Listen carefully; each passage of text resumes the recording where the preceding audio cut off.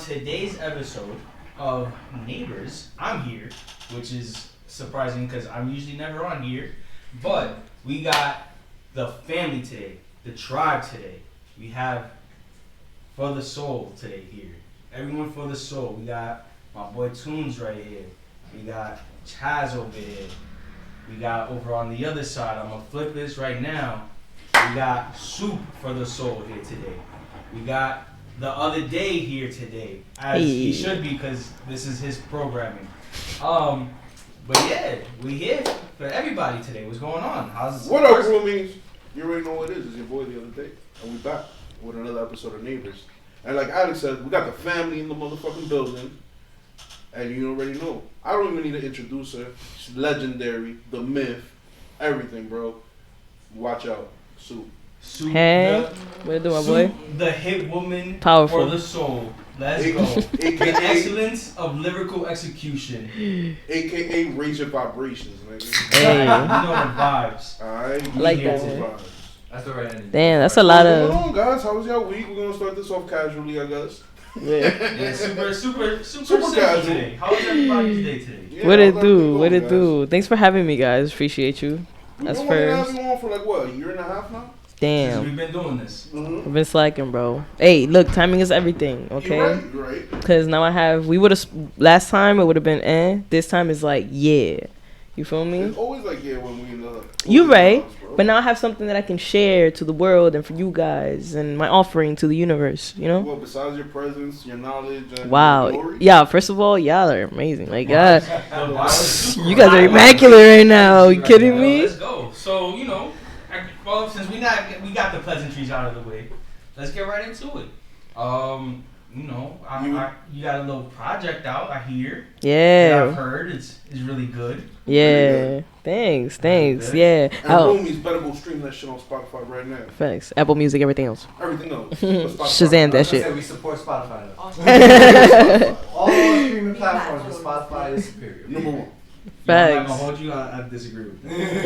What's your favorite streaming platform? Apple Music, bro. Apple Music. I kind of agree with him. I like Apple Music too. Yeah, it's convenient. You know? It's convenient. It's already installed in your phone. Right.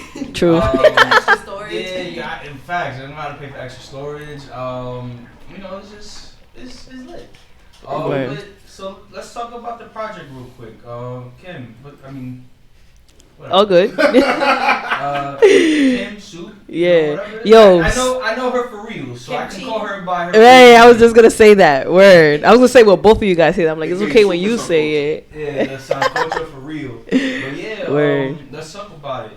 Word. Yeah, Gone Fishing is out on every platforms. It's 7 tracks, and out of those 7 tracks, 5 were produced by Tunes, and 4 were produced by Tunes, and one of them was produced by my boy Frank, and then the whole project overall was mixed and co-produced by my boy Senti. Shout outs to him, amazing producer, engineer, person. He's overall an amazing human being, and Trippy, who did the art cover, aka as you guys introduced her, Chaz. Yeah, she's immaculate with the photoshopping and the If you need any graphic design, we got you. Go crazy. Word. JB, you forgot to tell them the link will be in the description. Everything is gonna be downstairs, B. Facts. You find Soup, you find everybody else. That's a fact. Neighbors, Soup, us. That's a fact. Yo, back to like that the soup joke, right? So I love soup though. You feel me? Like I love me some soup. I love me some ramen. Bro, get out of here. Hold on. I got a traumatizing story about sancocho, bro. This is why.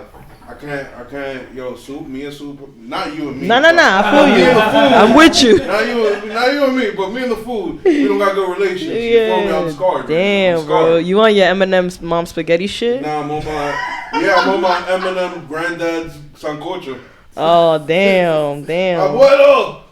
Nah, but like my rap name is my artist name is Soup, and my name is Kim. But the funny thing is that my favorite type of soup is kimchi. So it's just like, wow, the fuck universe. Yeah. The coordination of it all. It is. It's so meant to be. The it's like, but perfectness of it. Yeah, for real. Like it's just, and it's funny because when I came up with the name Soup, it started off with solo pressing the power, but now it stands for source of universal power.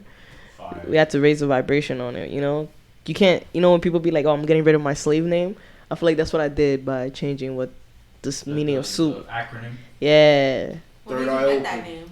Yeah, Remember the that name one? Soup. Third eye open. So I was like, when I was young, I used to really be into protesting and shit like that. And for some reason, I came across like I was reading this like law book because I was trying to learn my rights, and something of an acronym and like oppression, like the people oppressed under power, and something about like something oppressed, and like I was very heavy on like the talking about, this was back in like 2013 to 2014 era. I was heavy on talking about like the war on drugs and it being spiritual, and I was like, man, this war on drugs is really about the soul oppressed under power. And I was like, soul oppressed under power, I'm like, what does that spell? And I was like, soup. And I'm like, am I really gonna go with the name Soup? Yup. And like, yeah, you know, at first it was just like, this looks kind of like, I don't even eat soup like that, you feel I me? remember very vividly the Yeah. conversation that we had, because it was kind of very, like, her name beforehand, I don't even want to bring that up because that name don't matter. Her name beforehand was very simple, straight to the point. Facts. I feel like when we had the conversation, I was definitely like, nah, not Soup. Like, I don't get it. And then as we continue to make the music, and as we continue to show the shit that she's putting out, is like, there was no other way to go but Soup. Like, there was no other Nah, way. soup. You And know, soup is for the soul. You feel me? Not even, and I'm not even going with the corny like the trying to do the play on words with your Literally. branding and everything like that. But soup literally is for the soul. Like, if you really think about it, that shit is low key witchcraft. Because we're putting vegetables, we're putting all sorts of spices and all that shit. that's that And you sauce. exactly, it's sorcery, low key. But nah, soup is fire. I mean, and considering other rap names that you probably had, I'm sure soup is the best. Yeah, and nobody like, I be seeing like people with the name Soup, but it's on some troll shit. You know what I'm saying? Like, niggas don't take the name serious, and it's like, nah, fuck out of here. And it's like, you hear Soup for the soul. I don't care who has anything that has the name Soup for the soul, Soup for the soul. When you hear Soup for the soul, you know I come to mind. Like, and not even on some cocky shit. Like, I just know for a fact. You know what I'm saying? So, you know, shout out to all those Soup for whatever you do. But I do it for the soul, baby. Don't So tea. Don't shade. Nah, You feel nah, me? like I was saying, I'm you know, sipping on the tea right here. you brought a lot of people together, yo.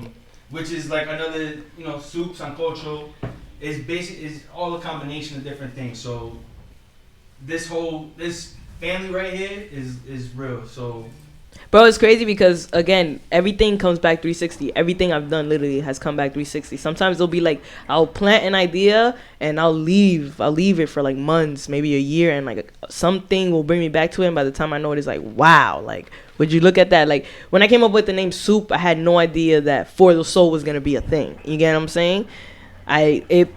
For the Soul came to me maybe like 3 years later. Yeah, I was gonna say the whole premise was way after. Yeah, like, you know, the whole, like, everything that I've been doing since, you know, coming up with the name Soup and For the Soul, everything's still been about what I represent, what I believe in, you know what I'm saying? Well, I represent what I believe in, you know what I'm saying? Because sometimes I don't want to be like, oh, I'm a representation of something. Like, nah, I'm a whatever I believe in, just know that that's what I am.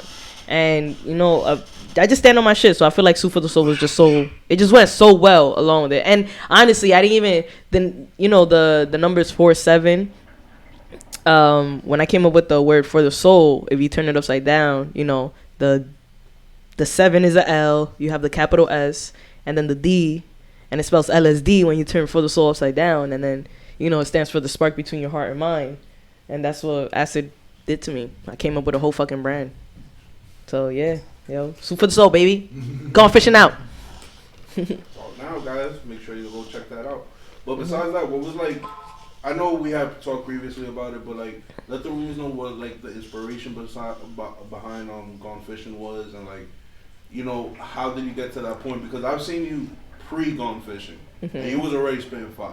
You Thanks. feel me? So let them know what the roomies are to expect, and like what kind of emotions they should be going through when they hear this album, or when they hear this EP or whatever. Okay. So, you know, everybody thinks gone fishing. When you go fishing, it's almost like you're getting away, you're disconnecting. And this concept came from me traveling during the quarantine. I was definitely one of those people, like, I'm not saying COVID was fake, and I'm not downplaying whatever happened. You know, it was very much alive and not breathing. But I feel like while I was away, I realized, how people were so dependent on like this, the government and all this and everything was going on. And I'm like, oh my God, it was just driving me crazy. And I was like, I need to get away. But no matter where I got away, like I always had this feeling of like wanting to come back home and fix what was home. You feel me? So it's like while I was away, wherever I was at, I kept thinking about home and things that I needed to fix. But in reality, my home was me. You know what I'm saying? Like I'm still going to go back and still be the same person that I was when I left. You know what I'm saying? But what did I leave? What did I gain from this experience of disconnecting from the world and leaving what I know as home, and just exploring a whole different country or state or just, and even the people I was with out there, like at times I was traveling with my girlfriend and like that's my travel buddy right there. And then occasionally I was able to travel with my best friend and my sister, and like all of those experiences were all different and they all taught me different things. Now, to long story short, gone fishing one time. We was in PR and Gio and I we had woke up one morning and he started making a beat, and when he started making the beat it just felt so right. And like even if I start explaining to you what it felt like, I'm gonna literally start rapping the song because that's exactly like I just stepped outside, meditate by the shore, rise, wave. You get what I'm saying? Like we was sitting on a beach meditating on like chilling, and it's quarantine, you know what I'm saying? There's nobody there. We're literally like the only people on the beach. And it sounds crazy, even being in a whole different place. Like it sounds kind of scary because even the people from the own country are not outside. But it was just like, nah, I'm enjoying this. I'm by myself on the beach. I'm chilling. And so he made the beat. Was chilling, And I was, nah, that's all you, my boy, my Mr. No Grabba. Before we get into that, I got you. I wasn't gonna bring it up yet. Before we get into that, later in the discussion. Yeah, for sure. But yeah, my son Tunes, he killed it, and then the beat that he created is now the song Palm Trees, which is the intro to the project. Guys, you ready? Just a little bit. Oh yeah, we throwing the blunts. Oh, almost. I didn't make it to softball that far. You good. You would have been a pinch runner. No, I was a good runner. Stop playing with me. That's what I'm saying. You would have been a pinch runner. Yeah. I can dibble and dabble. So Tunes, he made Palm Trees, which is the intro to the project, which is perfect sense because that's where all the idea came to me of like, everything was 360 towards like the end of like me just, I'm still traveling, but it was a lot more different during the quarantine, you know what I'm saying? So when he made Palm Trees, it just felt right. And at first we was gonna make it like an outro, but I was just like, no, this is perfect. Like this is the beginning. Like as we were setting the track list to the project, Palm Trees just felt so right because this was like when the idea was sparked. No pun intended, but pun intended. No, super pun intended. Like what she's saying is exactly what happened with Palm Trees. Because when it came to gone fishing, that was literally an idea. It was a bubble. She sat with me and we talked about it. She's like, I think I really want to make a project that has to do with like all the traveling I've been doing. And before that, I wasn't traveling that much. So I was just more of like, I got to conceptualize what she wants to do with these travels. Yeah. And then that day in Puerto Rico, like, I feel like that she didn't wake up with me. I woke up and just was like, I'm going to make a beat. The sun was shining through our little penthouse. Yeah, I'm stunned right now, little penthouse. Where was that? And it was just like, I need to make this beat. And she came out and I looked and I saw it and I was like, this is going to be the song. So eventually what happened was it became the blueprint to what Gone Fishing really is. And that's why I think it became the best intro for the project at the end of the day.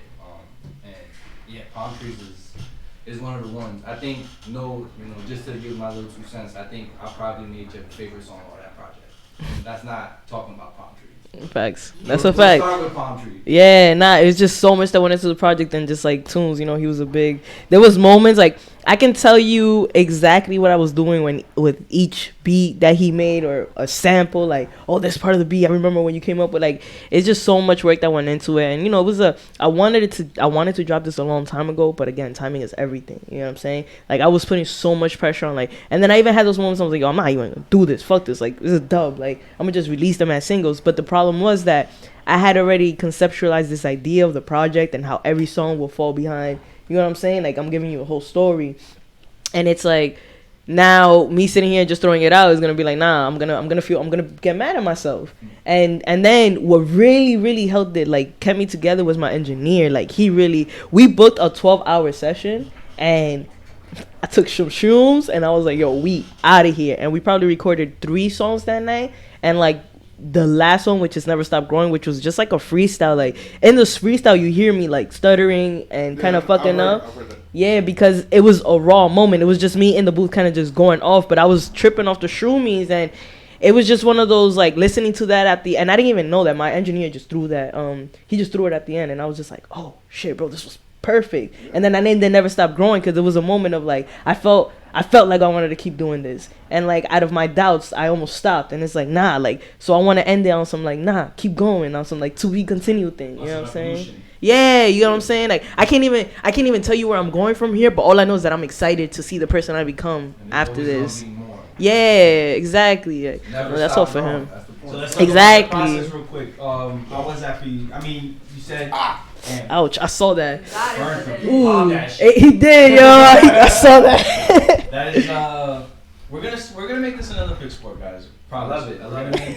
We're gonna make joint catching, joint throwing an Olympic sport. And blunt tossing, bro. I love that. I promise you, if you master it, you really deserve it. That's a fact. You taking a shot. Ooh, I like that. We know smokers don't like drinking. I don't like to drink. There you go. I don't like to drink. Fuck that. Oh, dead. It's because once I start, I don't want to stop. And you know, me, Alex should know. Party boy should never come back. Party boy A. Should never come back. When he starts talking in the British accent, bro, that's over. When he starts talking with the hello, Ghana, that's how you know my boy is lit. I support it. I be switching up to it. Oh shit, that's funny as hell. And it's like, bro, that's not. No, stop, please. Hello. Man, that's mad funny. Nah, but, Johnny Baboon. Don't say that. So uncordially. They said Johnny Baboon. You're not a gentleman. That was perfect. Let's talk about the process. I am a knight and a scholar. So. Let's talk about the process of the album. Like, how long you think he was working on this for? 3 years. Well, I guess not 3. I want to say 2 because it was kind of done before the year. Like the intention was to drop it before 2023.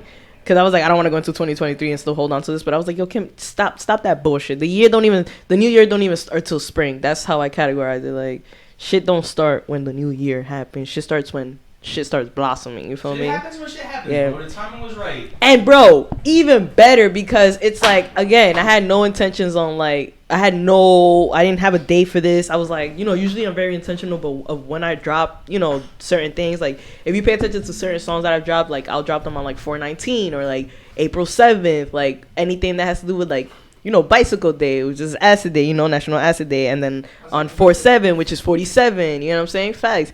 And so, anyways, now with Gone Fishing, when I had dropped it in March, I was like, oh, shit, it's also Women's History Month. And I was like, look at me. Making more history. Mm-hmm. Exactly. Making so history. Word, yeah, but nah, it was I need you to bring me back to the question, the process of it, making it. Yeah. Okay, what was the process? So not even how long, what was the process? Like where was you getting in, everything like that. The creative process. Everything. Give me the creative process. Give me a soup for the Got soul. you. I'll give you a couple of process.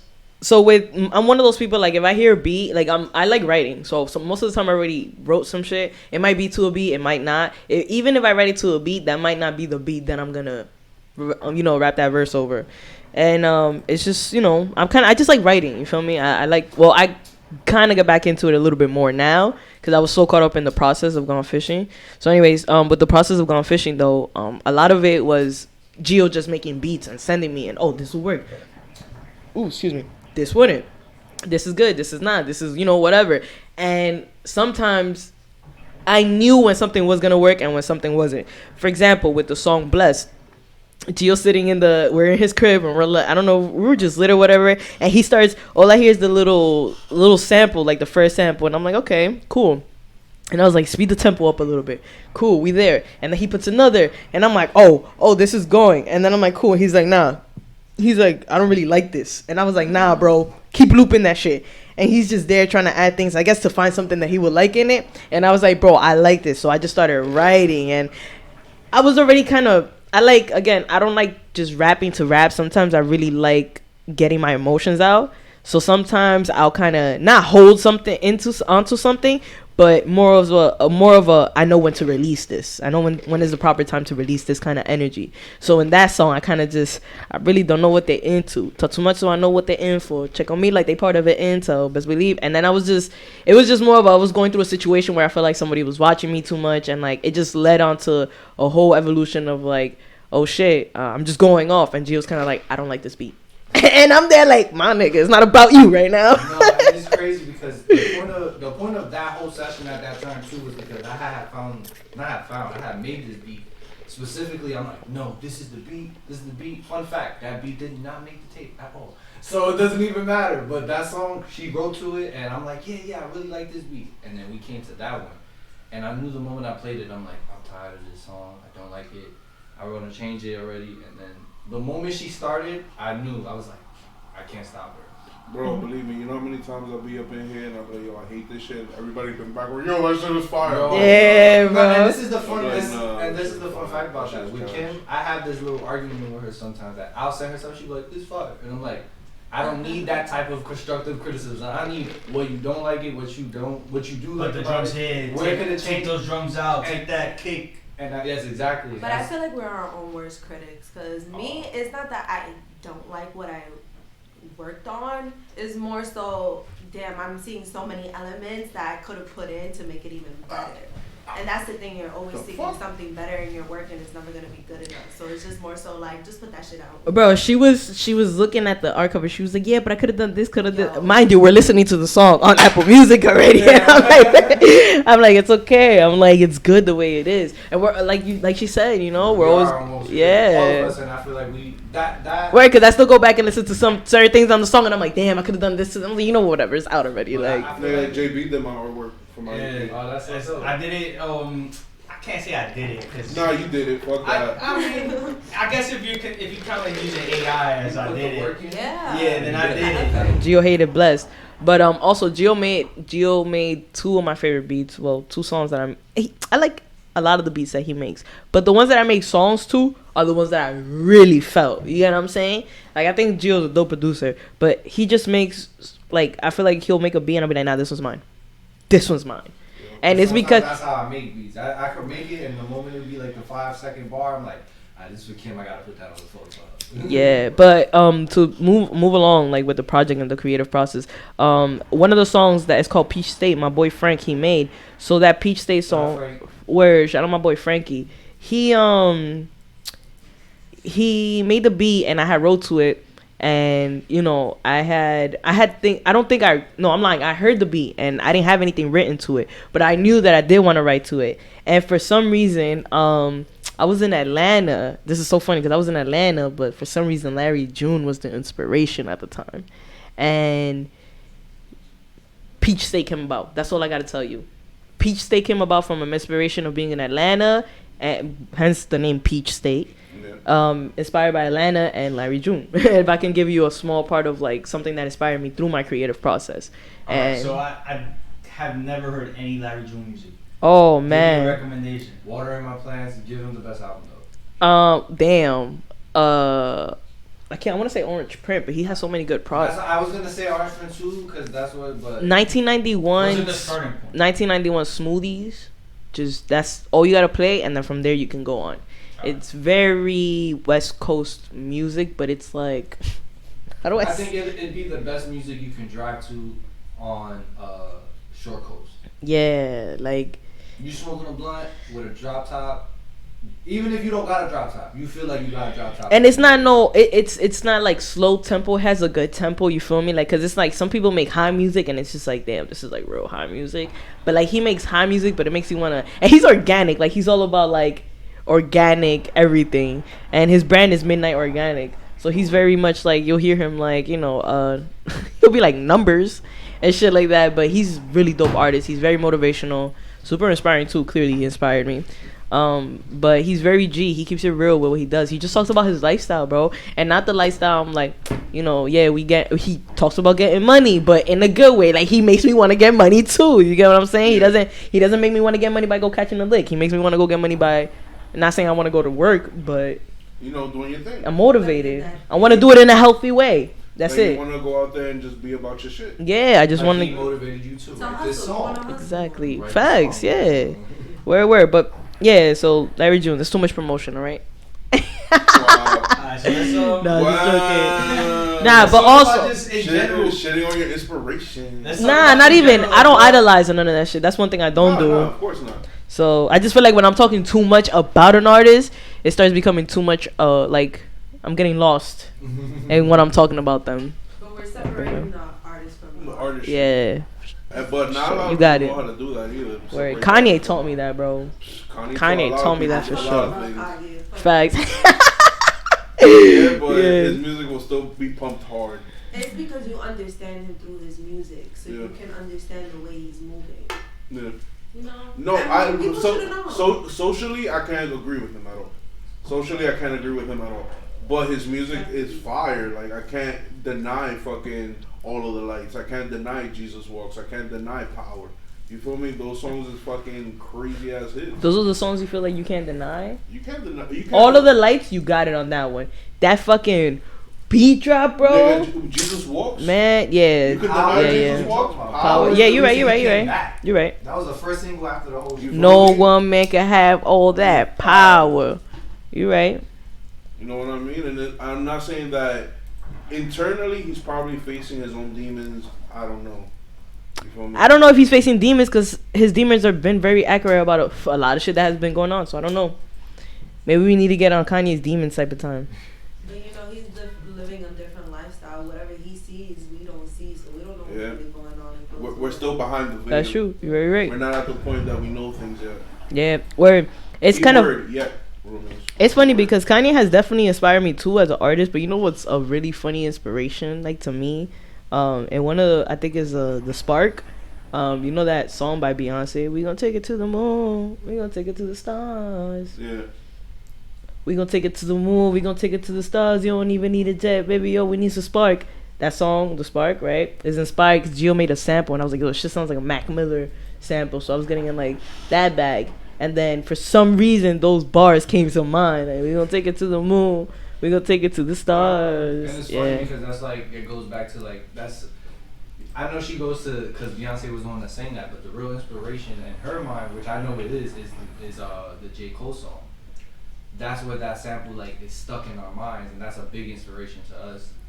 Going back to the same, Mac Miller was an inspiration for the beat, and I feel like just bringing those two type of things together made the Spark what it is. Like Yep. it's that. Like it doesn't really, like it shows kind of all of our inspirations in one setting, even if you don't know it, like genuinely. I am definitely Team Rihanna over Beyonce. Just a heads up. We over here talking about right. Don't piss off the Beehive. Nah. We don't need the. We I was don't need gonna say that. nobody needs those. Nobody needs those vibes. I don't need bro. that hate. That ass. Nah, I felt that. Look, Team Riri for sure. Like Beyonce's dope, but Team Riri I for do sure. fuck- I do fuck with I do fuck with Rihanna more than Beyonce. Word. Yeah, yo. I'm very. I will say that I am the biggest Beyonce hater of all time. I don't think I'm a Beyonce hater because you know what? At some point, I still don't feel like she should have won Best Dance Album of the Year. But Yeah, besides that, definitely talk about that. we can definitely talk about that one because I feel like there was so many great dance albums throughout the whole year that should have been nominated for that. yeah, no, I feel But you you. know what? You know, real EDM artists don't get they shine like that. That's very true. That's very true. You know what? Because it gets me mad that someone like K Tronada is still not up in that spectrum. You know what I'm saying? Talking back to another inspiration. Yeah, K Tronada is another inspiration. And you know what? That's my thing too. Like dropping Gone Fishing has inspired me to want to tap into so many different parts of myself as well. Because look, doing a 12-hour session, my boy, on shrooms, you gonna learn a lot about yourself. Alright, in a little, I'm in the booth. You know what I'm saying? Most of the time during this 12-hour session, I will come out occasionally, but I'm in there just, all right, next song, all right, next song, all right, next verse, all right, let's do this. You know what I'm saying? Like I'm on goal mode, and it just feels like I went in the booth a person, I came out a whole different person. That's how I felt when last time I did shrooms too. Like, I would say on the rise of my shrooms, I decided to hit the ones and twos for some odd ass fucking reason, and I was like, yo, let me just play this Afro House set that I've been working on. And it's like a good 2-hour set, so I'm there giving it all for 2 hours, and I'm like, yo, son, what the fuck? And I just sat down in exhaustion. I'm like, yo, I'm mad high. It was amazing. I love those moments, bro. You get lost in that shit. But at the same time, I was also hallucinating while I was DJing. So I was like, wasn't here. I was like in front of a fucking crowd, like bingo. I was just there like. You know what? I feel you, bro. Because one time I was like, I think it was when I was recording Bless. So in Bless, my favorite part of that verse is it's the second verse. Like the second verse is definitely my favorite part of that song. But in the first verse, I was like, got the clockwork reset and rewind for because these niggas miss why we see 1-4, and I started talking about like see some art that I cannot explain.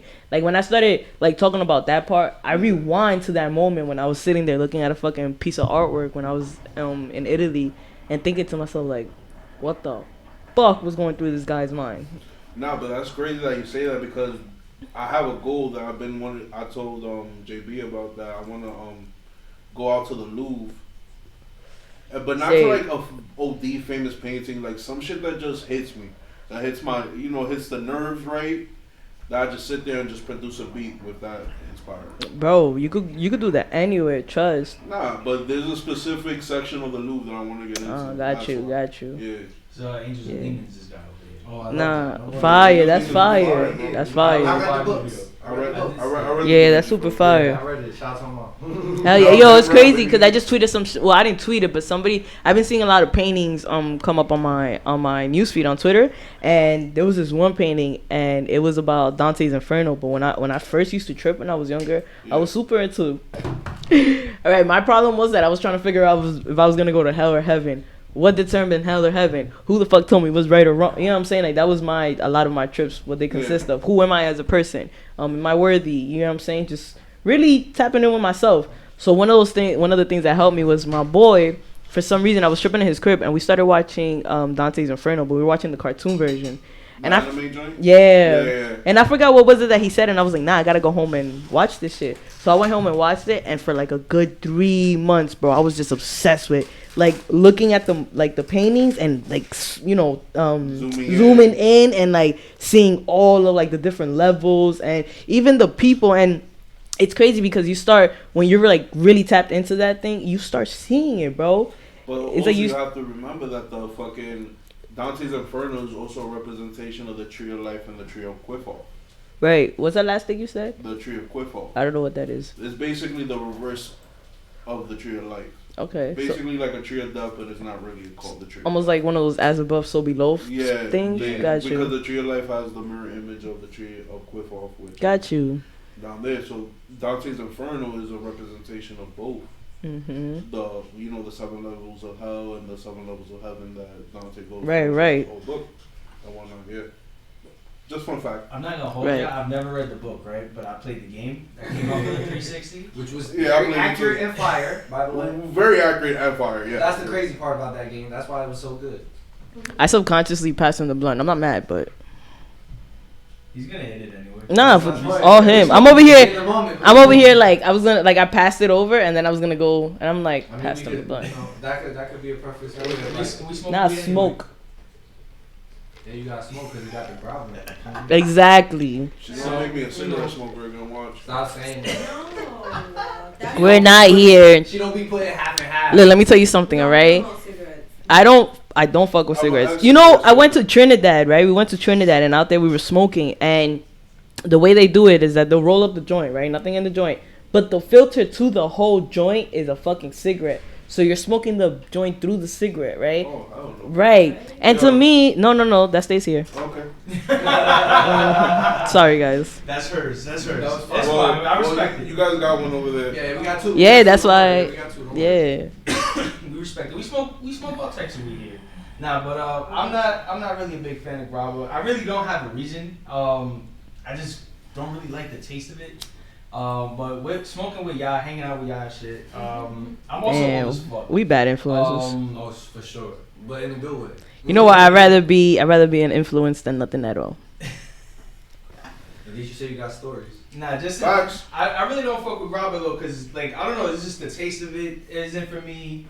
I don't know, it just seems like extra work. But who am I the fuck to criticize anybody? Cause I smoke weed out of a hookah, and smoking weed out of a hookah, I have to use shisha tobacco anyway. So I'm a hypocrite. But it's alright. Yeah, I just wanna. No, go ahead. What I you was say? gonna say with Grabba, like I've learned to accept it. I wasn't the biggest fan. Everybody around me has conformed. I don't care what no one says. My love is always for backwoods, but you know that's my opinion. I know niggas can't handle it. Yeah, yo, I love backwoods, and we used to smoke Fuck backwoods Backwoods. religiously. Nah, you bugging, bro. Fuck Backwoods. I still smoke a backwood, but it depends what I'm doing. Like, I can't start my day off with a backwood anymore. That's my That shit'll Yo, fuck me that's up. my baby. Yo, listen. I keep it classic. Raw papers or Dutchess. Dutchess. But Dutchess is. I'm not even gonna say nothing. 'cause I Yo, respect all my let me tell y'all uptown something people, right so I now. love y'all. Dutchess, bro. Dutchess is probably an uptown thing. You're probably right. It's 100% uptown. So that's I've- what I'm keeping it to. The backwoods thing, I don't like backwoods because of two things. One, the paper is way too thick. And then two, sometimes you could either get yourself a stale one, which has happened to me, I'll give you that. or That's a the fact. vein runs straight through the middle of that shit, and then you're there like, Yeah, fuck. but I that's got, when you gotta learn how to be a vein tech. That's when how you be gotta creative. nah, bro, me, you know what my vein tech is? Nigga, I take that shit out and I'll piece that shit together if I have to. I'm not I fucking know with it. people that actually I like that, won't so fuck- shout out to you. I'm not That's fucking with a scary. vein. I'm not fucking with that vein shit, and I don't give a fuck what anybody tells me. I'll roll anybody in a backwood, a Dutch, or papers. Maybe not papers, but a Dutch or a backwood, I'll roll anybody. I don't give a fuck. Yo, this one time. Oh, first off, before I even say my story, the only person that he hasn't rolled Dutches in a while, but the only person that I would smoke Dutches, because I did used to smoke them, which is gonna be my story. But my boy Julio, he finesses them shits. I love when my nigga Julio rolls the Dutchess. He be holding it down. However, this one time, me and two of my very close friends were chilling one time at a fort, and we were smoking. It was like 2 a.m. Yo no sé qué nota fue que nos dio, but I rolled the Dutch, bro. When I'm telling you that shit was in rotation for like a good half an hour to 40 minutes, it was just one blunt, and it was 3 of us, and we was just there. You double papered the shit out of that? Nah, bro, I That's what I'm stripped that talking shit, bro. about. It was... Bro, that was the best. That was the best Dutch I've ever, bro. And that was the last. That's the crazy part. This is the last Dutch I ever rolled too. And I remember because the next day I had to wake up at I think it was like 5:30 a.m. because I was catching a flight to Atlanta. And I remember the night before my boy telling me like, "Yo, like you sure you want to stay out late? Because I'm like, nigga, I'm catching a flight. It's not like I gotta go to work or some shit." And for some reason, niggas was in KB, bro. Niggas decided to walk from Kingsbridge to 161st Street. Why? Because we were so fucking high, bro. We was so, bro. Niggas walk. And we dumb, though, because we took the concourse, you feel me? Instead of taking, like, back streets and shit, we took the concourse straight down, bro, from Kingsbridge, bro. Nigga, we was just talking, bro. It was a great night. Nigga, I got home at 5 o'clock, and I was like, I got to wake up in 30 minutes. I did took a nap. I took a nap, bro. I would have never made that flight. Nah, bro. It was just I took a nap and I was like, I'll wake up. Don't worry, I'm gonna make it. Nah, I would have never made that flight. Fuck that. I'm a heavy sleeper. Super heavy. Nah, bro. But that's the last time I rolled the Dutch. It was great. But my boy Julio, he's like usually when I stop smoking them, I wouldn't like when people would pass me the Dutch, I would pass it, and I'd be like, nah, I'm good. But when he rolls, I'm like, yeah, I'll hit this one. So shout out my boy Julio. Where yo, he's a big inspiration in my music too. My boy be putting me onto some great music, rap music too. Like, you know what's something we don't talk about, and it's crazy that he's the one that always brings me back to light is like the females in the rap industries, and we get so caught up in the main light of the women. You get what I'm saying? Don't get me wrong, women are killing it right now. Like, I love to see all these women popping off. Like, it makes me so happy because it's been a while since I've seen a compilation of women. You know, we're so used to making it like a one women show sometimes. You know, with when the whole Cardi B and Nicki was happening, I'm like, yo, but this is for two different demographics. You know what I'm saying? So they can everybody eats. You feel me? Nah, but Nicki opened up the doors. You feel me? Nah, she did. Don't get me wrong, but Cardi did too, but in a whole different yeah. You feel me? It's like Nicki opened the doors for it to be more acceptable as a female artist, but Cardi B made it desirable. Yeah, for sure. Like this girl, like I'm not saying Cardi did anything, but like Lola Brooks and what's this other girl's name? Glorilla. Like when you hear Glorilla and Cardi, Glorilla, bro. That song that Cardi joined. Yeah, exactly, bro. She's fire. Exactly, bro. They killed that shit, and usually she sounds like how my little brother would sound, but you feel me? Like She do have a deep ass voice. Yeah. Sounds good though. But it's cool She though, sound good. cause she's a style. Somebody fucks. We fuck with her. We fuck with her. You her. feel me? Exactly. And it's like even some people. It's like also like not to divert it back to male, but Michi's voice, right? And from Flapper Zombies, a lot of people be like, oh, his voice sounds crazy. But you know how fire he sounds when, like, you know, you got these two guys rapping and they all have their own style, and then Michi gets on the beat and it's like this whole different persona. Like his voice is literally a persona. You get what I'm saying? It's almost kind of demonic. It's not demonic because it's not. That's not like what he's rapping about. What he But said, he said it's just darker. It's darker than It's like ominous. Juice's he said voice. this girl said he said her mom said my voice sound like it comes from the devil. I think that my voice sounds like a black kid from the ghetto. You feel me? So it's just like, yeah, I felt that. He's hungry. Nah, me too. That's his, I'm Definitely coming for you. Out of Flapper Zombies, he definitely got the deepest voice. That's why it sounds like completely different. Cause Eric, he's a little more soft spoken. Yeah. And then Juice, he's just super high pitched. Yeah. So the dichotomy between them three is fire. OD, bro. Has a flavor to it. Yeah. He be that's a song. Yeah, but back to the female rapper thing, you feel me? It's all about that voice thing, because Glorilla and even her image, like, you would expect a girl from New York to sound like this. You get what I'm saying? People be joking around like, oh, girls from New York sound like niggas and all that stuff. I She's gotta. not even from New York. She's not from New York. Oh shit, I'm bugging. No, Ooh, she's from like Memphis. edit that out. From the south. Edit that out. No, but she does have like a typical. But even New York- so, bro, like when we hear women from the South, you get what I'm saying? Like, what are you expecting women from the South to sound like? Last time I heard like real women popping from the South, I'm lying. Like Trina. Yeah, exactly. That's what I was gonna Yeah, say. Gangsta Boo, Yeah. R.I.P. Well, I mean, she's Which from is Miami, where Nicki isn't comes she? from. That's the point. She comes from that in between generation. Yeah. That's Because- immediately after that. Because remember, with Trina and Lil Kim, those were the last real mainstream. You know, besides this generation, was the last real mainstream female rappers. Remy Ma too. Oh, and Remy Ma, but Remy Ma's in a category of her own. I don't Missy, even.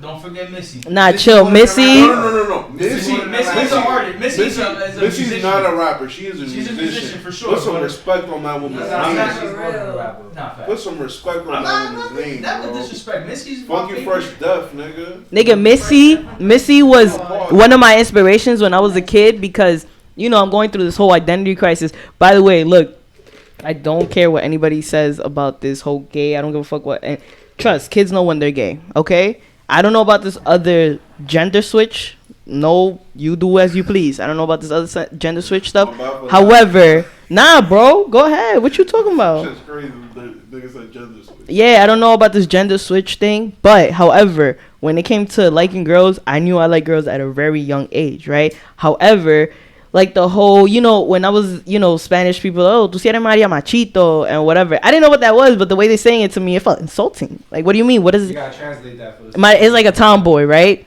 But the way they're saying it to me is like, it's almost like a, Derogatory. yeah, you get what I'm saying? So it makes me feel bad. So it's like, I don't know, am I doing something wrong? But I'm really being myself.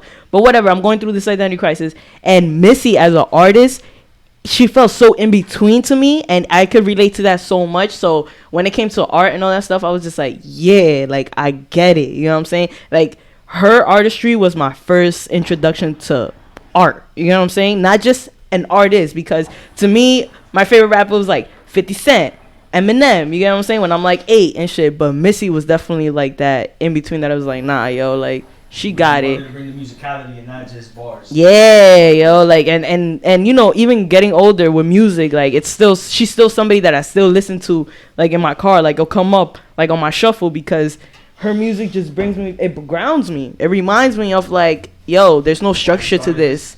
Yeah, not why I started, but there's no structure in this.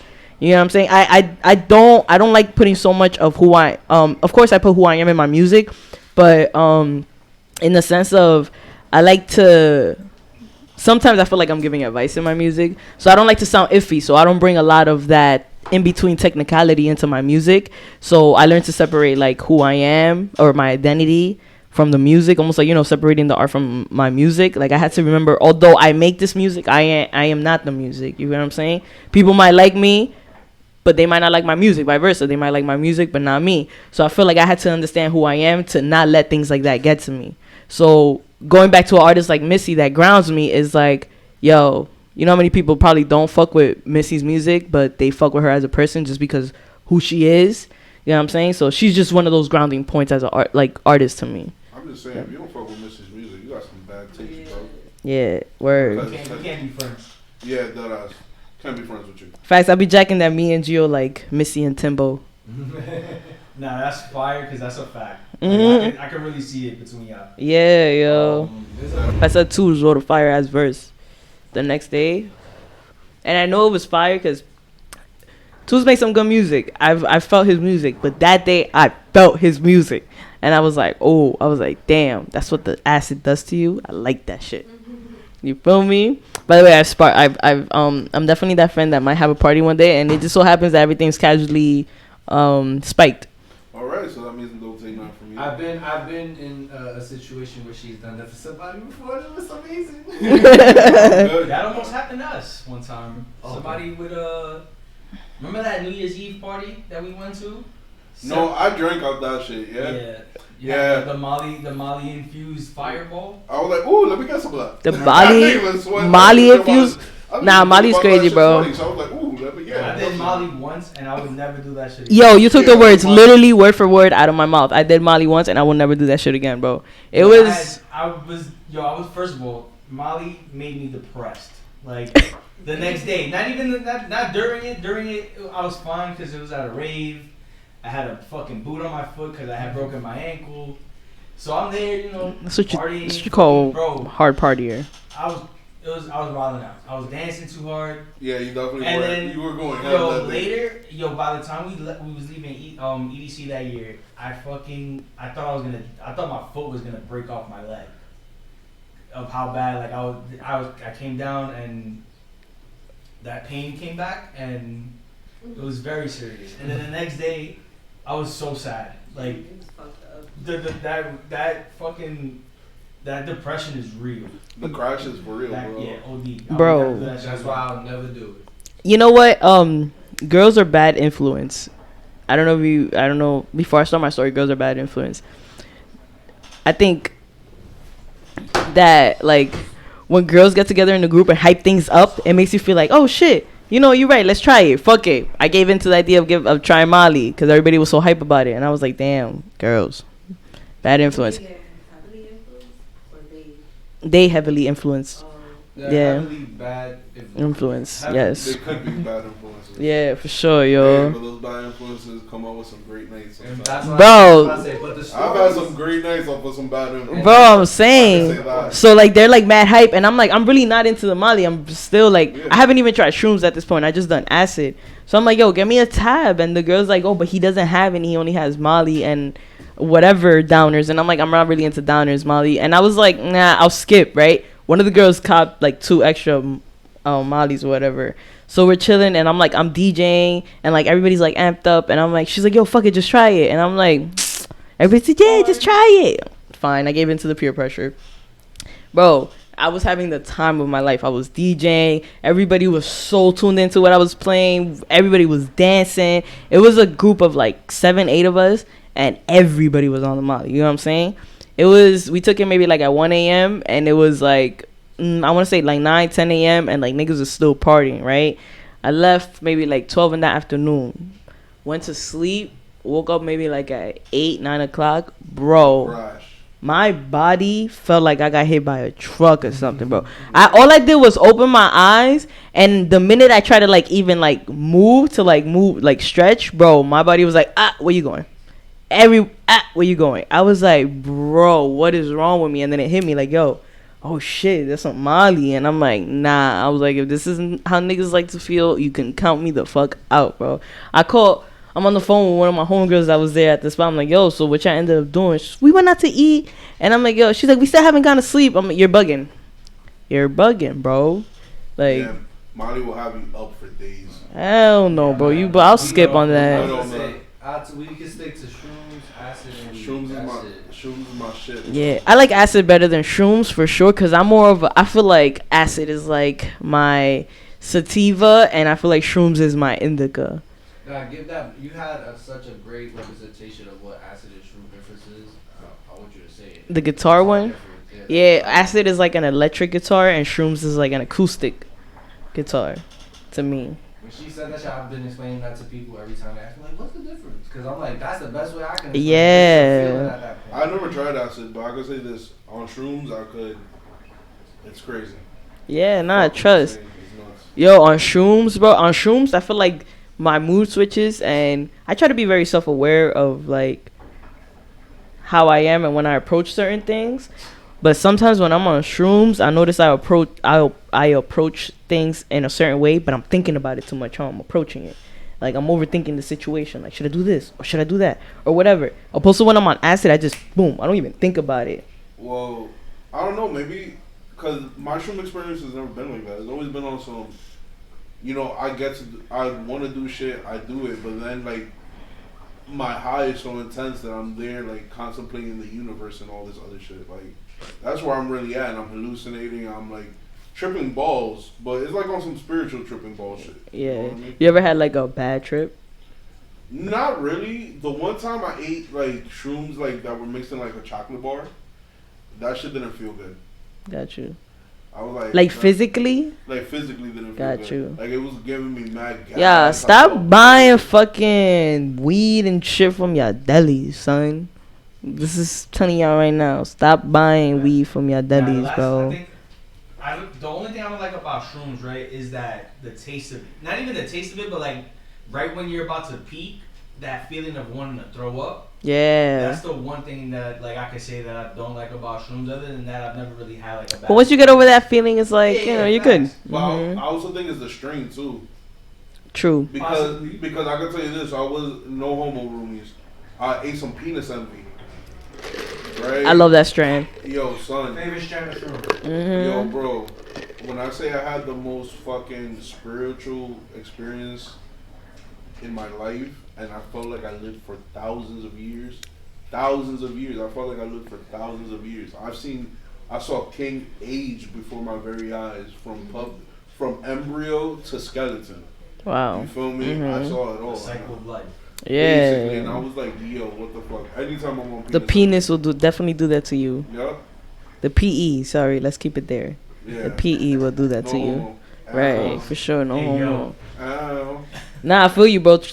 Because I feel that way too. Like different strands of shrooms have definitely made me feel different types of way. And even the shrooms themselves, the chocolate shrooms, they definitely have made me feel different. Yeah. It's a completely different feeling than, you know, all the others. Than regular when you just eat the shroom. Yeah, and you know what? I prefer to just eat the shroom, to be Me honest too. with you. Like, yo, this one time I was in Florida, and niggas we had like just checked into our Airbnb, and we had gotten like minor essentials, Yeah. but water and shrooms, I don't like that mixture. You know what I'm saying? Like, I don't like downing my It's shrooms. too dry. Yeah, like it's just like I can't do it. And the only other option we had at the moment, because we were going out, so we didn't really buy like things for that moment, was we had a Henny bottle. So I was Oh, like, no. fuck it.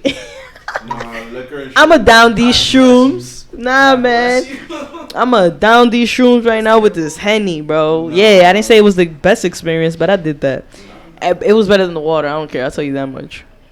It was better than drinking that shit with the water, bro. Nah, but I you know, it's one of people like, oh, you shouldn't be mixing your psychedelics and stuff like that. The only time I had not a bad experience, but it was like, I was on a tab and I was drunk, but I wasn't like tripping hard, but I was tripping so much that I was aware that I was drunk. So although my body wanted to do one of these, because I was so aware that I was drunk, like, Yeah. I couldn't give into the drunk feeling, you know Nah, what I I'm got saying? you. Like you were still able to hold yourself together. Yeah, for sure. So it felt very like, oh, this is not fun. I'm too aware that I'm drunk. I'm not enjoying the drunkenness. I'm enjoying the highness of the acid, but like, you know, other than that, it was just like I'm too aware that I'm drunk right now. That's one reason why I don't like drinking anymore. And then drunk people annoy me, bro. Yeah. Drunk Yeah. people fucking annoy people me, bro. definitely annoy me. So now I'm trying to engage in the drunkenness, but I can't. But now you're fucking drunk and being annoying, and it's just like, man. Now I'm annoyed. I'm annoyed, high, and drunk. Nah, I feel you on that. Being drunk and on shrooms isn't cool either. Yeah, nah, I feel Shit gets you. me bloated. Ooh, the stomach, bro. Yo, not for nothing, but you know, shrooms. I'll say it right now. That should be giving you the bubble guts. Super. Oh, The dude, shroom shit shrooms is gives amazing, you. though. Facts. Yeah, You not. think that mean shit after a fucking nice trip, you be like, oh, Word. You trip Word. all over again. Yo, you know, like, Yeah, you're like, wow. it's funny that we're having the discussion though about like shrooms and all this stuff and all the like those things that it does to us physically, which is good because I feel like a lot of people take, you know, you don't really hear people. Oh, so how's the high, or what does it do? What does it feel like? You know what I'm saying? People always like, oh, I felt this. People forget to tell you like the physical aspects of, oh, what it tastes like. I think you should take it with this, or if you don't like this, you know, give people It's those. awful. Yeah, you get what I'm Actually, saying? It tastes disgusting, Yeah, but nah, I'm not it's gonna amazing taste- at the yeah. same time. Sometimes you gotta go through a little bullshit to get to the good shit. Right, I right. don't mind the taste of it at all. Oh, you're I- crazy. You're weird. That's Yeah, I don't crazy. know. I don't mind it either, but that shit Like, tastes nasty. that Like I shit can't tastes lie, it still nasty, tastes bro. nasty. Like I'ma still chew on it, pause, but Disintegrate the Nah, freaking you- shit. Nah, Mhm. bro. Handful, I'll chew it, and For don't me, take it's it. like, yo, put it like that. Just put it in my hand. I'm gonna take it one time and you on down your that shit. Let my stomach do the rest. I'm Yeah, not trying. exactly. I'm not trying to taste that shit for too long. That was my best shroom trip when I. You on your Tyson shit? No, I'm not trying to taste that shit. nigga Fuck just And it's grab. a complete feeling when you know That's a what's about to fact. happen. And then the shit about it, like the waves of the peak always happens. Like you feel a nice little euphoric wave right Yo. before you go up a level. You'll be like, oh, here it comes. I think that's why people say they like shrooms better than acid, because with shrooms you can feel when it's coming on because it's coming on waves. With acid, like that shit hits you and like, oh, that's it. Like it hits you. You. Yeah, as long as the trip. Yeah, for sure. And like you'll have those moments on acid when it's like I feel like I'm not tripping, and then something will happen like, oh no, I'm fucking tripping. Yup. It'll be like that sudden like shift and like it kind of shakes your core a little, and you're like, more for something. You're like, oh yeah, no, I'm still yeah, I'm still tripping. Still Word. on it. That's a fact. Yo, but for the soul, like my brand for the soul, I kind of started off on like I wanted to create a health, mental health brand, but I feel like mental health is such.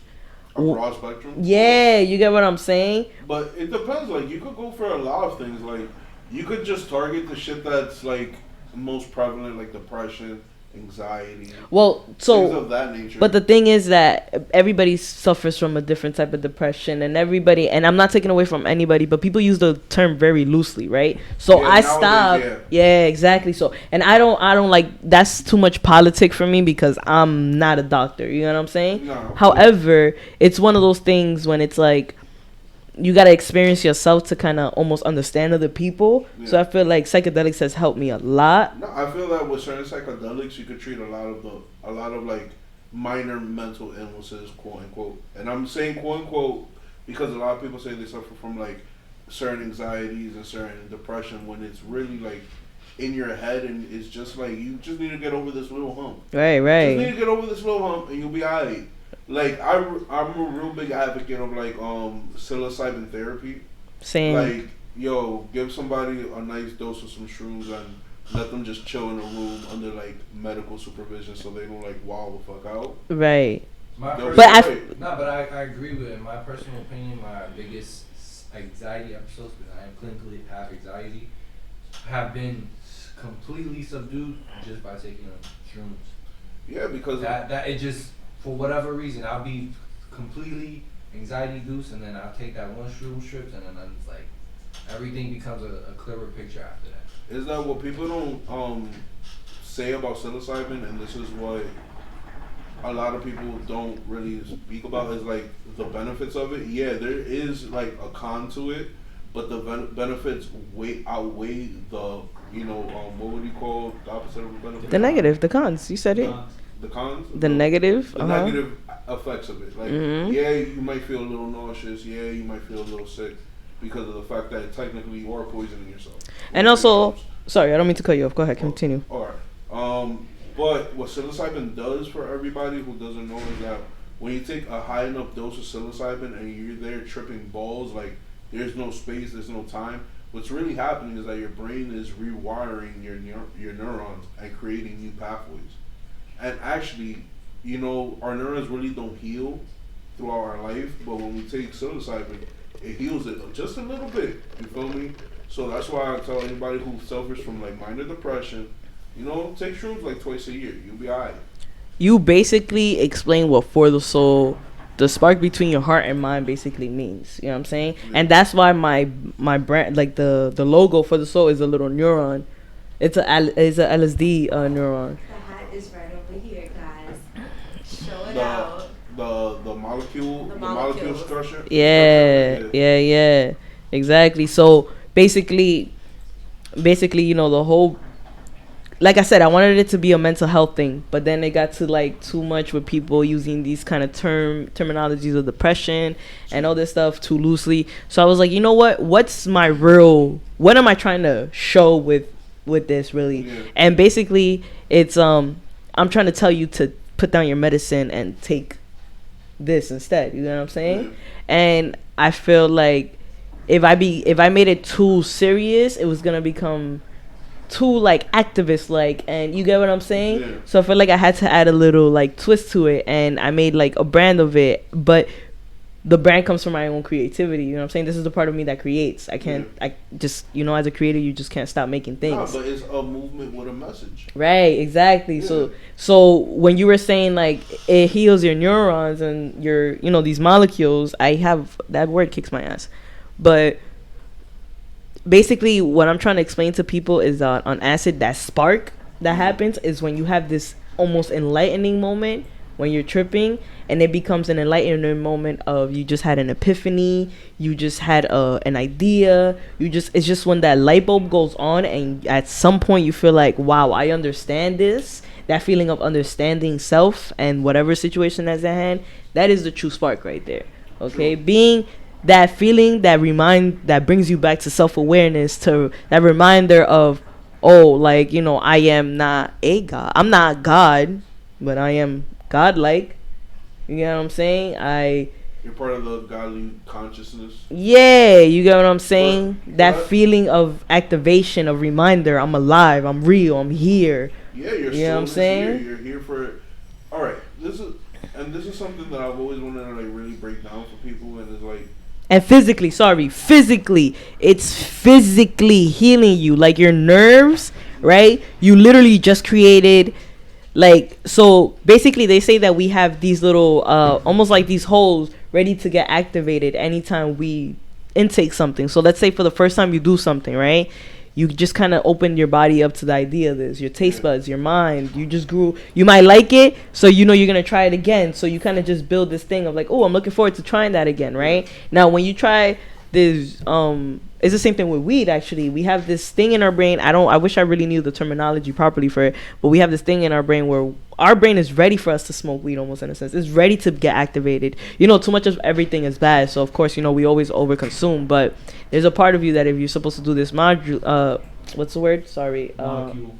No, not molecule. Not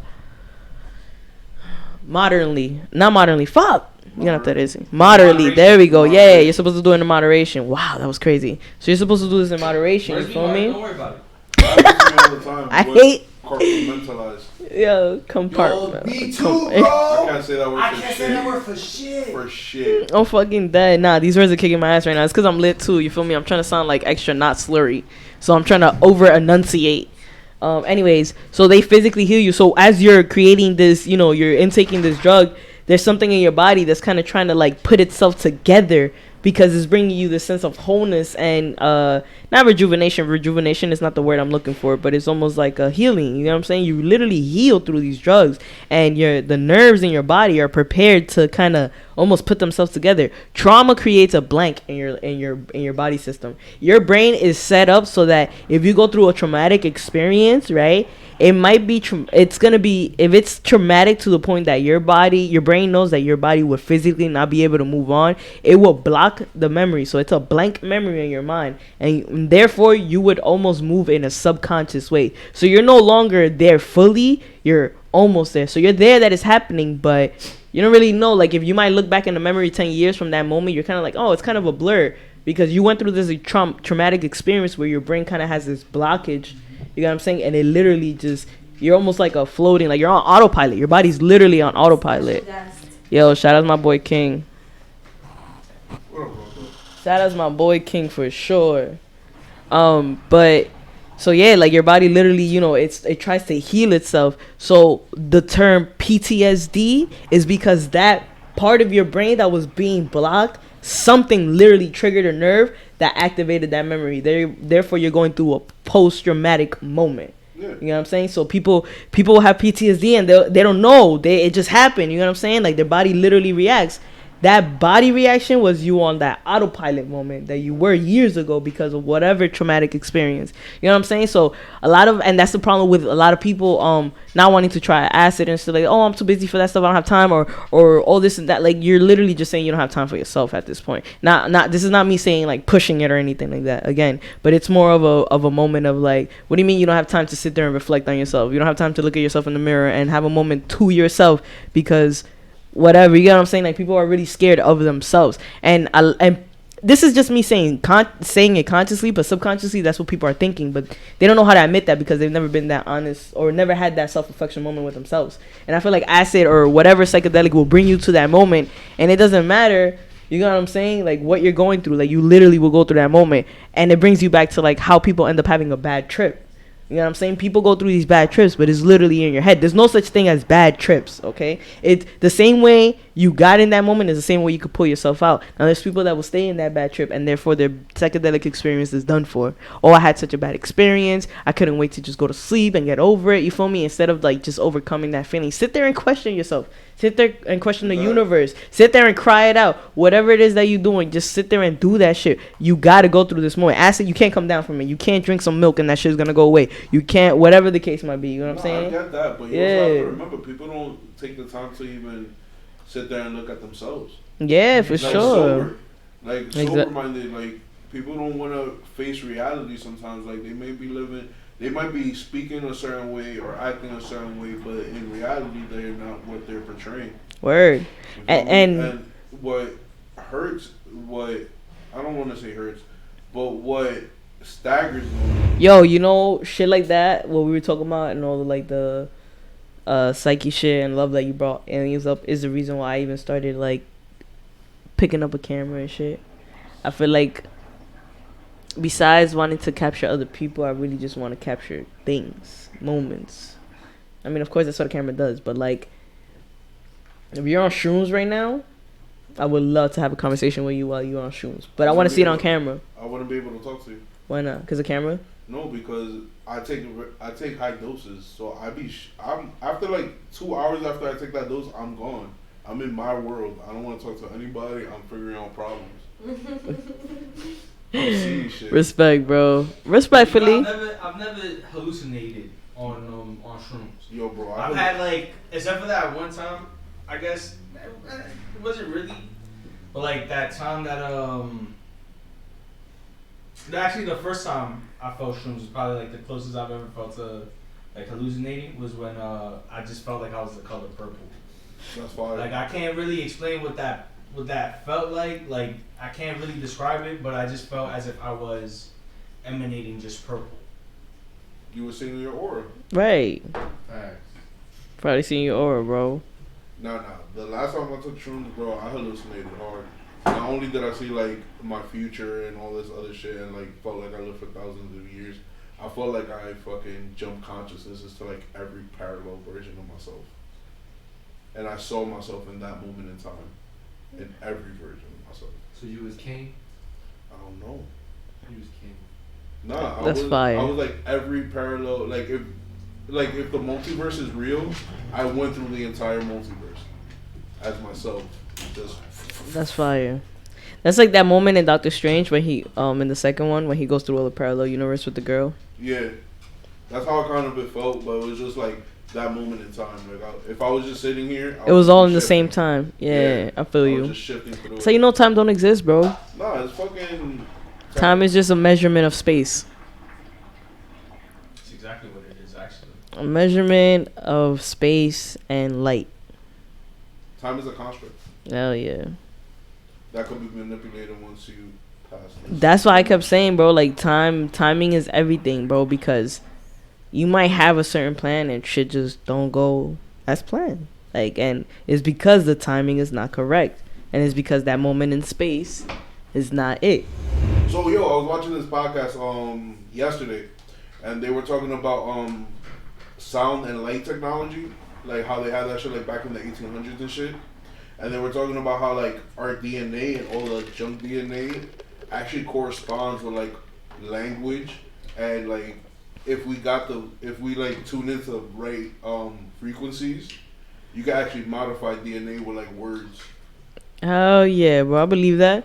Bro, are you kidding me? I mean, think about sometimes when you're meditating, or like as simple as that vibration, bro. You're not even saying you all you're saying is you know what I'm saying, and you're just holding it there.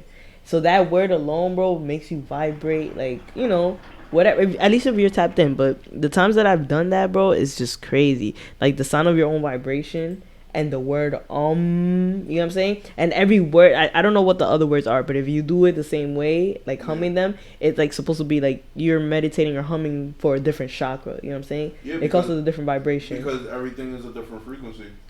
And the shit about it is like you have to tap in. And this is the shit I've always been wondering, and why we never really, like, as a society, ever really like checked it out. But like, why we never thought about like curing, like, I'm talking about like with medicine and shit, like why we never thought about like using the person's frequency and vibration to actually like kill off like the cancer, not cancerous, but like, you know, the bad cells or like the disease Bro, cells. they done that shit, bro. Just they don't do that shit in America, nor are they gonna show it to us, bro. Nah, I feel Like, them, man. think about like all these people who go to like third world countries to go for like holistic healing and stuff like that, because that modern medicine shit don't work for them. No, I'm talking about like modernize it, like actually like break down the science of it, because there's a science to that. Hell yeah, but you gotta have, bro, this, and it brings the topic to alchemy, bro. You gotta have an alchemist to do that. Like a doctor, bro. We determine, like, society determines a doctor because of his or her certificates, their accomplishments of school and all this other bullshit, right? But nigga, my grandma be healing shit that the doctor can't. You know what I'm saying? But that's different though, because of the fact that she's not really doing alchemy. She is. She's breaking down some things. No, but she's doing holistic healing, but that's ancient holistic healing. But you feel me? The person doing it, you can't just have anybody. No, they have to. Of course, they gotta get trained in it. No, that's what I'm trying to tell you. That's exactly. We train the doctors. In real medicine, a doctor is somebody who is born into this. They do this medicine shit. You know what I'm saying? But they still go through a learning process. Okay, but it's not like you're not going to school for it. No, but you're still getting trained for it. Even if you have like a mentor, like you're still being trained. They're still teaching. It's still a one-on-one thing. But you're born for that though. What? That's what I'm trying to. You're born for it though. But that's the same thing. Like we make doctors. These doctors aren't born to be doctors. Some of them might. This is what they've been doing their whole life. You know what I'm saying? You feel me? They could be born from a family of doctors. That don't mean nothing, bro. What I'm saying is like anybody could get in. If you're really interested in healing the body and healing the soul, you could get into that. You can get into it, but it doesn't make you it. How you know? Because it's like you could be trained. You could be trained. You could be brought up. You could, because it doesn't really say that. All right, for instance, like some people are not naturally born musicians, but they get into it. They learn. They train themselves, and they become some of the greats. I'm not talented. I'm skilled. You feel me? Everything started off as a skill, not just a talent. You may have a knack for it. Yeah, but you have to learn it. You're right, because you know they say like I mean to a certain extent they say, you know, hard work outbeats talent. You know what I'm saying? But even still in that factor, it like you're still learning. You get what I'm saying? This is not what you're born to do. But that's the thing. Some people are, and they tap into that aspect of themselves. Of course, but that's the thing about it. You may have the talent for it, but you're not gonna know everything off rip. No, of course, no. Of course, I don't mean that by being born for it, it just comes to you, but it does kind of come to you though. Your level of understanding. Your level of understanding. Your train. That's where the training comes in. That's when But that's because you're. You gotta be spiritually. When it comes to it, it's like people. There's definitely people that are born to do things, like predestiny and all that shit, right? But what I'm saying is like nobody is ever gonna just know what to do. You might have an intuition for it, you may have an instinct for it, but you're not naturally gonna know, oh, I mix this herb with this herb and I'm gonna get a headache medicine. Or I'm gonna mix this fruit with this cilantro and that's gonna cure my diarrhea. Of course not, but this is what we call callings, right? Because if you're sitting there in front of these same objects that you're naming and something in you wants to sit here and try to experiment with it, what is that? A call? It's almost like you're drawn to this. But that could also be your curiosity. It could have things like what I'm true. But this is what I'm trying to say. Everybody's gonna be curious about certain things, and when it comes to like especially when it comes to holistic healing and we get into that whole spiritual realm of things, there are some people that do have callings. Like, you feel me? But you can tell the difference. When you get into like the shamanism and all that aspect, and you have to be a spiritual leader. But you could tell the difference, though. Of course. But not all shamans, you feel me, are medicine men. Nah, of You course, feel but me? that shaman was. You feel me? So when it comes to like the healing aspect, when it comes to that portion of it all, you feel me? It is a mixture of some people are called for it, but some people are driven by curiosity. And either way, being called for or either or, you still have to go through a level of mentorship or training in order to learn the basics and learn to excel, because you doing it by yourself, you might fuck somebody up. Right, and, but and then you have to get the experience. You feel me? That's why you have mentors. That's why you have people that are training, so that way you don't make those mistakes.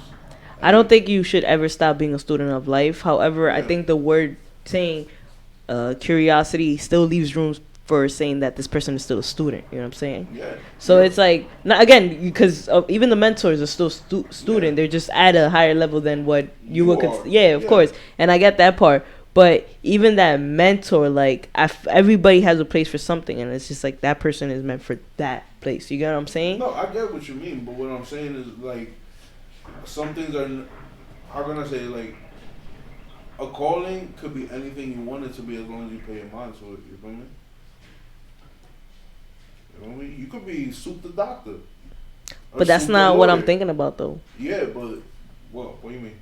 Because I feel like a calling is almost something that's kind of like there. Like, it's almost like you're not seeing it, but you're seeing it in a sense. You know what I'm saying? There's something that got put in your perspective that's like, oh, shit. Maybe if I was put in a position where, like, oh, shit, like, nah, scratch that. I'm still gonna, it still goes back to what I'm trying to say. I feel like, this, for example, my advocacy with, like, acid and stuff like that, right? Yeah. If acid had never been put in my perspective, I still would have had the same ideology of wanting to do, like, the whole mental health thing or whatever, but acid just kind of put me, different method. yeah, but acid kind of showed me why I was kind of almost meant to do that. You know what I'm saying? Like, not in the saying I'm like I saw my purpose and shit like that, but it made me feel almost in like I can't picture anybody else doing what I'm doing. Like, for whatever I'm doing, I know I'm meant for this, whatever it is. No, You know I what I'm get saying? what you mean on that. Now, but I feel like it still goes back to almost like anybody else around me could try to do what I'm doing. You know what I'm saying? And they can learn. They can still be the student. Yeah. I can mentor them. You know what I'm saying? To put them maybe in a place where I'm at. But what I'm doing, I'm still ahead of whatever it is. You get what I'm saying? I feel like there's just certain positions that you're just like, that person's meant for that. And no matter how much you train somebody, bro, they just can't be that. You're right. They might excel in something else. Yeah, but the curiosity still, that calling, that You feeling. feel me? Like, you have, like, for instance, like, you have different. When you types. manifest, bro. Me, I manifest the world. Nah, that's not specific. You're not. So you're just manifesting something general, though. No, what I mean by the world is that I mean I'm gonna conquer this shit. That's still general. No, Yes. it's not. But all right, you know what? You're conquering whatever in your aspect of your Yeah. world. You get what I'm saying? But now, what's something you're good at? Let me see, DJing. How did Music. you get into DJing? Yeah, I've been around DJs my whole life. Is okay, but is that something what you wanted to But as do? a kid, I wanted to fuck around with the ones and twos, but I was broke, so I became a rapper. Was trash. Quit that. This nigga took me to a rave. I wouldn't say trash, but I was trash. You feel maybe me? Trash. not trash. It was but trash. Right? This nigga took me to a rave. I was working, had my own money, bought me some turntables. Okay, what makes you keep doing it? What called you to want to pick up some turntables after you gave it up? I never gave up the turntables because I never had a pair. Okay, Until I but bought them. all right, but you said you went to a rave. Did this Yeah. rave have something to do to kind of put you in that place that was like, oh, I want to get some turntables? Yeah. That was your calling. Yeah, I really wouldn't say that. So I see prior what you're trying to say, Kim. prior to you wanting to before you go into the rave, right? Yeah. What, like, did anything made you want to go, I'm getting these turntables? No.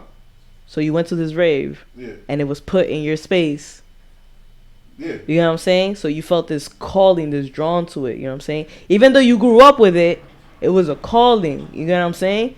Because you growing up with it could have inspired you still to get. I'm gonna get those turntables, but that wasn't what. But that wasn't it for you. No, it's because it wasn't feasible for me. Because if I had the ability to get turntables when I wanted them as a young person, as a teen, I would have gotten them. But you didn't. Because I didn't have the bread for it. Okay, but it wasn't the timing. You know what I'm saying? Yeah, You had to go through some whatever it is that you had to go through to get you to that place to be like, oh, I'm doing this.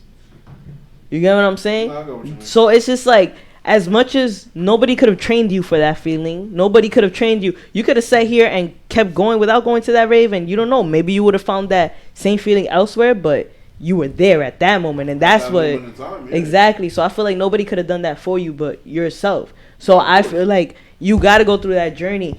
The journey itself is the test. You know what I'm saying? It's the training.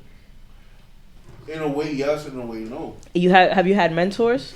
Yeah, I've had mentors. For sure. So these are people who've gone through the same thing. You ask them the same thing. What made them call them? And what made them want to do, what they're doing? Because they grew up with it, and it was just in their life.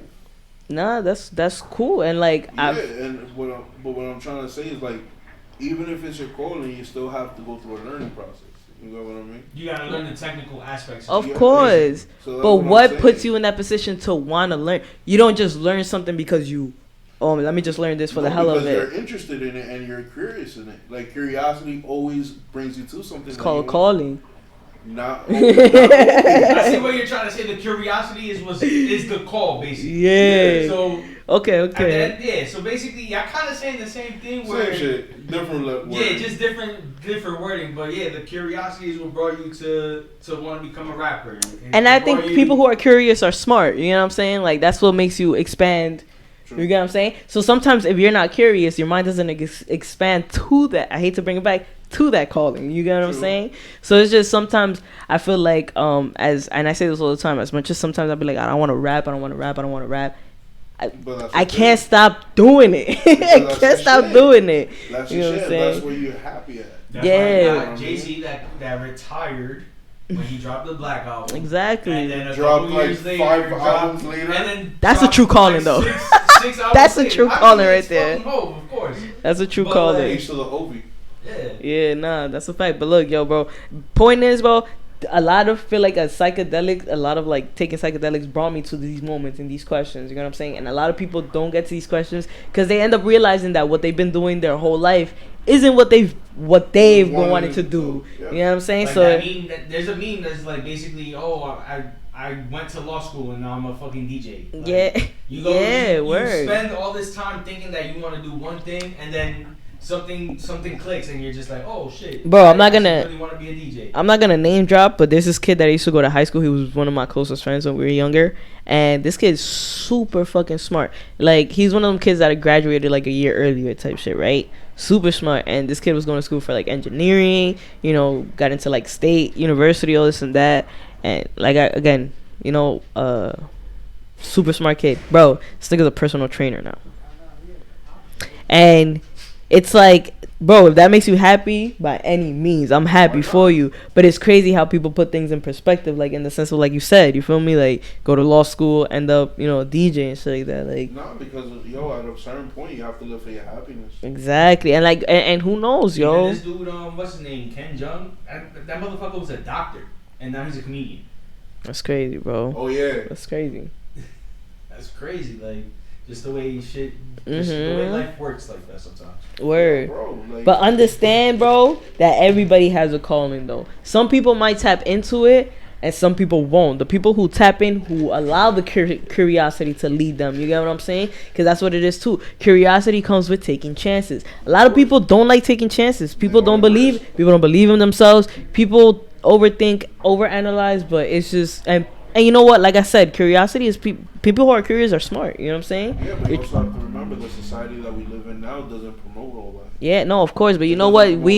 When did we ever start looking for a society to be a motivational purpose? You know what I'm saying? We don't. Mm-hmm. We don't. No, for sure. That's the key phrase. We don't, but other people do. Nah, for sure. And people don't. You feel me? Other people seek society for their validation and all these other aspects of their life to move forward. And sometimes oh, maybe I want to become an exec or lawyer just to have the prestige of it. But yeah, meanwhile, they want to be a fucking gardener in like Arkansas or some shit, growing roses. Yo, bro. You know what I mean?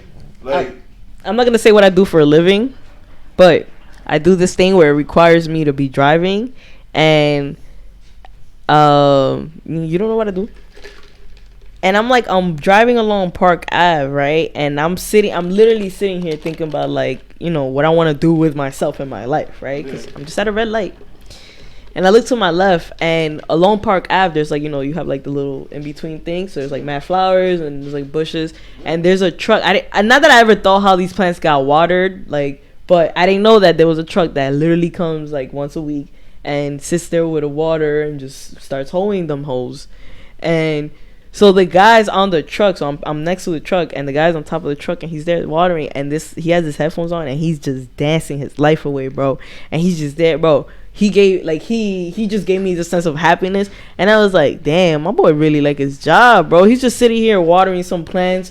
You get what I'm saying? Like, yeah, bro. Like, like everybody's just honking, and this guy's just there watering his plants, dancing, and I'm just like, oh, not giving two fucks. Exactly, bro. And I'm like, gotta be, though. When you find something you like, you enjoy it, man. Yeah, word. And I'm like, yo, who's to say this guy's not living his best life right now? Like, who's to say? Shit, probably. Yeah, like, who's to say this man is not exactly, and bro? The Parks Department does pay good too. I mean, facts. City jobs are well paying, but so there's definitely the happiness of him being happy. Like, yo, I'm getting bread for this. I'm getting bread to just fucking water this grass that's here. Hell yeah, bro. But you never know. He's probably in charge of like a whole section of a park, and he's just out there doing that one day. Word. You feel me? Because they get sections of the park. Because my boy works for the Parks Department. He has like a whole section of Cortland that he takes care of, and like he be taking his pride on that shit. He be like, yeah, I got these flowers and all that shit. I'm like, all right, bro, I see you. Word. Nah, when you take pride in your job, that should be lit. When you take pride in your job. A lot of those dudes out there, they be prideful on like their garden beds and all that shit too. But that comes to show you, like, yo, when you find something that you love, you let it kill you. That's a fact, yo. I felt that. I was just saying, I'm like, yo, no matter what I do, I'm just always gonna be around art, music. Like, it doesn't matter what I do. Like, this is just, it's just who I am at this point. And you know what's crazy? I went to that hip hop museum thing in Fotografiska. Yeah. And they had like a gallery showing or whatever. And I'm there looking at all these pictures and the way they dress and their shoes and the jewelry to the hairstyle to the, and I'm just, because it takes you through like the whole evolution of hip hop. So there's like a wall, there's like a floor strictly for like the beginning of hip hop from like the 80s, 90s, and it takes you East Coast, West Coast, South, and then it brings you, and then like that's where it's like, now era and stuff like that. It's a little disrespectful with how they have the picture set up and who's next to who, but I'm not gonna get into that. It's not my politics. Oh man. Yeah, for sure. But y'all go check it out. It's pretty dope if it's still up. But anyways, so I lost my train of thought because of that shit. Hip Hop Museum. We were talking about the Parks Department, and then you brought up the Hip Hop Museum. I forgot how I was gonna bring it 360. Like I know what I was gonna talk about, but I forgot how I was gonna bring it back 360. The what? The driving. No. You're talking about the evolution of hip hop, like the jewelry. Oh, I'm sorry. Yeah. So clothing. Clothing. Yeah. So basically, like as I'm going through all of these phases of like the East Coast, West Coast, I see how I'm a little bit of everything. I see a little bit of myself in everything from like the beginning stages to like the end. And like I was reading, they have like descriptions when you go upstairs. And when I got to the New York one, something about it just made me want to cry. Like when I got to the New York one, like the East Coast, something about it made me want to cry because it's like, yo, I'm excited to learn about it, but also I'm in the middle of it.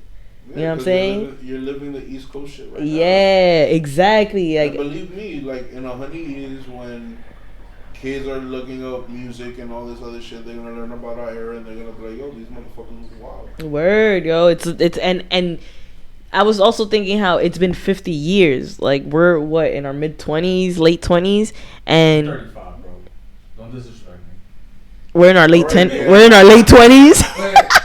Can I do something? Damn. Yeah, I'm old as shit. That's why I'm your fathers. Bro, that's not old that shit. Trust, bro. You're literally 10 years young. You're 10 years younger than my dad. That's crazy. Damn. I know. Damn. Right. That's crazy. Damn. Anyways, time doesn't exist. All that shit is linear. Facts. It's But not linear. I don't think it's linear, but that's a topic for another. right. I mean, Time is a perception. nah, I don't want to get into that. Anyways. So anyways, very hip hop, bro. You cannot learn hip hop. You know what I'm saying? You are hip hop. You can sit here and be a bystander, or you can sit here and be it. You know what I'm saying? Even if you don't rap, but remember, hip hop is like 5 different elements. So if you represent any of these aspects, you are the culture and shit like that, bro. And it still goes back to like, yo, you can't teach this shit, bro. This is what we are. You feel me? We are the culture. Yeah. Valid. I mean, you hit it right on the head. Yeah. Valid, bro. Yo, gone fishing out. Soup like sopa on all platforms: Twitter, Instagram, SoundCloud. What else? Shout out my nigga Toon. Shout out to you guys for having me on this platform. It's been great. Shout outs to Alex. Shout outs to Trippy. Thank you guys. Just thank you guys. Super blessed. Anytime, bro. Do drugs, only the good ones. It's for the soul. Yo. Word. Anyway. No merch, I guess. No, I mean, I don't really have much to promote merch-wise. But Everything is there, bro. Yeah, everything will be downstairs. You'll find it, and it'll be there. And edit that out. got you. All right, so I guess we're gonna Word. wrap it up here. As I usually do. Yo, you guys have any last-minute questions? Like, anything? I don't know. Let's talk about your. I don't know. Do you have any questions for us? I know this is our show for you. That's a Since good you are question. here, ask You got us any questions? Nah, it's a good question. What's your favorite song off the project? I know you say you haven't listened to it, but Honestly, blessed because it's just I'm an old nigga and I like lyrics and like I like bars feel you. and that's like my type of hip hop. I mean, and I listen to everything, Mhm. or at least I try to listen to a little bit of everything. But at its core, I'm about like bars. So blast is just you're just rapping, like you're rapping and you're being fucking braggadocious, and I fucking love that shit.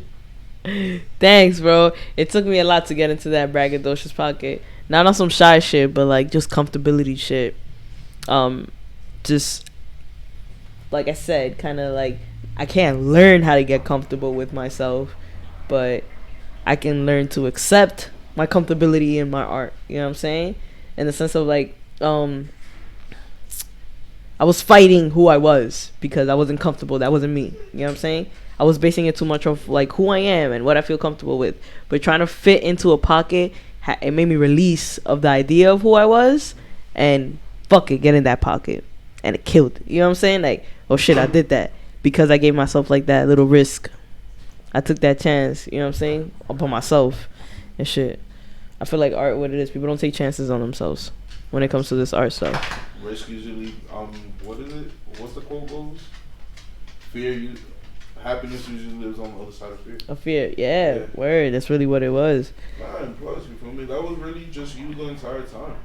Yeah. You just needed to get there. Word. Also, I feel like, when it comes to like visuals and stuff like that. Again, I don't have any music videos out, but I feel like my merch is a big representation of visuals almost.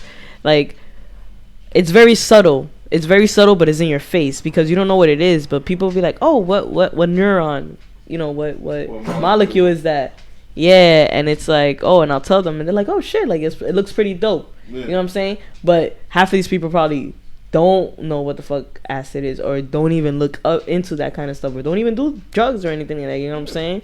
But something about it called their attention. You know what I'm saying? And like again, like I said, we're talking about like receptors being like things that are ready to be activated. Yeah. These are part of us. These little molecules, we're all made of the same molecules. It's just certain of them are structured in different ways. It's like when people have a hormone imbalance and stuff like that. Yeah. Their all their chemicals are structured a different way. You know what I'm saying? Or like people who are autistic and all that stuff, they just learn different ways just because of how their molecules are set up. But we all have the same ones. So therefore, like all these medicines that you take, like NyQuil, all this shit, all of that still has a certain molecule that's embedded in us that once we take this drug, it's activated. It just activated depending on what structure it's meant for. Man, well, receptors are hits. So it's just like, yo, we are this shit. But anyways, the merch, I feel like represents that. I feel like when you put that shirt on, just know that you're activating the spark. You're activating the God in you. Like that shit is, and the colors are very green and purple again. You feel me? It's your heart chakra and your insight, your 4 and 7. Everything just ties in together. But the point of it is, like, when people put on my shirt, like, I want them to understand, like, I don't care how you style it. You could go to the gym. When you in the gym and you wearing that shirt, you being activated. You go to work. When you on work mode. You on go mode. You feel me? You on the grind. Yeah, you on it. You feel me? And I like to base my merch off of, like, the government official shit. So these hats are, like, prototype hats that I made. And the reason they're prototypes is because I didn't like how they came out at first.